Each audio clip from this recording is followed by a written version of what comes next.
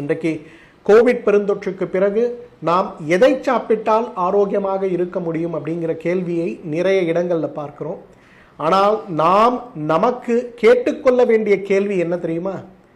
உணவு சைவமோ அசைவமோ, சத்துள்ள உணவோ சத்தற்ற உணவோ எப்படி இருந்தாலும் கூட நாம் ஆரோக்கியமாக இருப்பதற்கு என்ன செய்ய வேண்டும் அப்படின்னு வரும்போது, நொறுங்க தின்றால் 100 வயது அப்படிங்கிற இந்த பழமொழி நம் ஞாபகத்திற்கு வர வேண்டும்.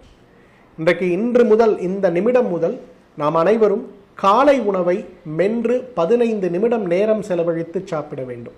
மதிய உணவை அரை மணி நேரம், இரவு உணவு அரை மணி நேரம். தொலைக்காட்சி பார்ப்பது, மொபைல் பார்ப்பது, பேசிக்கொண்டே சாப்பிடுவது அல்லாமல் சாப்பிடுகின்ற உணவில் கவனம் செலுத்தி அதோடைய ருசியை உணர்ந்து மதித்து முறையாக சாப்பிட்டோமே ஆனால் நம்மாலும் ஆயுள் முழுவதும் ஆரோக்கியமாக வாழ்ந்திட முடியும்.